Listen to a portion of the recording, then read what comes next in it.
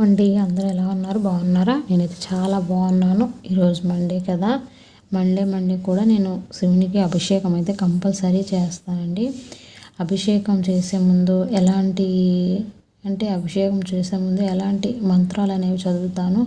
అభిషేకం అంటే ఎన్ని రకాలుగా చేస్తాను అంటే ప్రతి సోమవారం కూడా నాకు తోచిన విధంగా అంటే నా శక్తి కొలది నేను దేవుడికి అయితే అభిషేకం ఈ విధంగా చేస్తాను. ఒక్కొక్కసారి అవన పరిస్థితుల్లో మంచి నీటితో అయినా కూడా అభిషేకం అనేది నేను చేస్తానండి. సోమవారం అయితే తప్పకుండా అంటే పాలు, పెరుగు, తేనె, పంచదార ఇంకా కొబ్బరి నీళ్ళతో అభిషేకం అయితే కంపల్సరీ చేస్తానండి.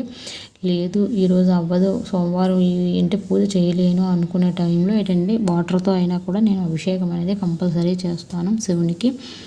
అయితే శివునికి అభిషేకం చేసే ముందు మనం చదవవలసిన మంత్రం ఏమిటో తెలుసుకుందామండి. అయితే శివుడికి ముందు అభిషేకం చేసే ముందు ఓం నమ శివాయ అనే మంత్రాన్ని మనం అలా అభిషేకం చేస్తూ మనం నోట్లో అంటే మన మనసులో జపించుకోవచ్చు. లేదు ఇంకా మంత్రాలు వచ్చు అనుకుంటే నేనైతే ఈ మంత్రం అయితే చెప్తానండి. ఇదైతే చదువుకోండి. ఓం సర్వేశ్వరాయ విద్మహే శూలహస్తాయ ధీమహి తన్నో రుద్ర ప్రచోదయాత్. అంటే అభిషేకం చేసే ముందు అంటే ఈ మంత్రం అనేది అలా చదువుకుంటూ అభిషేకం చేస్తే చాలా చాలా మంచిదండి. లేదు ఈ అభిషేకం చేసేటప్పుడు ఇది కూడా రాదు అనుకుంటే నేను వేరొక మంత్రం అనేది కూడా చెప్తాను. అయితే ఇంకో మంత్రం అయితే చెప్తాను, వినండి. నమస్తే అస్తు భగవన్ విశ్వేశ్వరాయ మహాదేవాయ త్రయంబకాయ త్రిపురాంతకాయ త్రికాలాగ్నికాలాయ కాలాగ్నిరుద్రాయ నీలకంఠాయ మృత్యుంజయాయ సర్వేశ్వరాయ సదాశివాయ శ్రీమన్మహాదేవాయ నమః. ఈ మంత్రాన్ని మనం ప్రతిరోజు అంటే జపిస్తే మంచిదండి. అభిషేకం చేసినప్పుడు కూడా ఈ మంత్రాన్ని జపిస్తే చాలా చాలా మంచిది. నేను శివునికి అభిషేకం చేసిన ప్రతిసారి కూడా ఈ మంత్రాన్ని అలాగా జపించుకుంటూనే ఉంటానండి. ఈ విధంగా అయితే నేను పూజ అనేది కంప్లీట్ చేస్తాను. మండే వచ్చేసరికి చాలా పెద్ద పని అయితే పూజ అనేది నేను ఇలా కంప్లీట్ చేస్తానండి.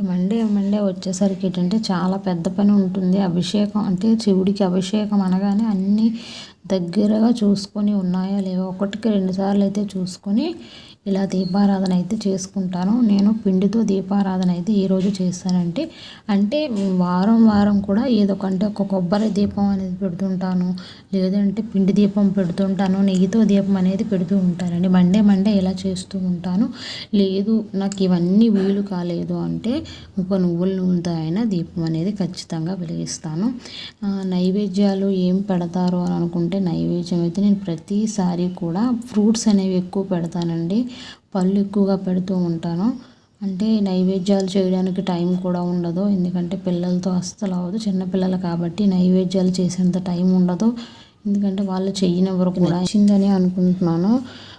మన ఛానల్లో వచ్చేసి షార్ట్స్ చాలా ఎక్కువగా వెళ్తున్నాయి కానీ వీడియోస్ అయితే అస్సలు చూడటం లేదండి. చూసినా కూడా లైక్ కొట్టట్లేదు, కామెంట్ కూడా తెలియచేయడం లేదు. మీరు ఒక లైక్ కామెంట్ తెలియచేస్తే మీ ఒపీనియన్ అనేది ఎలా ఉంది అనేది నాకు తెలుస్తుంది. అయితే నేను అంటే పూజ చేసే విధానంలో ఏమైనా తప్పులున్నా, నేను చదివే మంత్రంలో ఏదైనా తప్పులుంటే అంటే పెద్ద మనసు చేసుకుని నన్ను క్షమిస్తారని మనస్ఫూర్తిగా కోరుకుంటున్నాను. ఏమైనా తప్పులు ఉంటే నాకు కామెంట్లో తెలియచేసినట్లయితే అది నాకు సరిదిద్దుకోవడానికి వీలుగా ఉంటుంది. అంటే నాకు తోచిన విధంగా నేను ఎలా పూజ చేస్తానో డేలోని అది చూపించాలని మీకు అనుకున్నాను, అందుకే చూపించాను. వీడియో నచ్చినట్లయితే subscribe my channel. Thank you. By.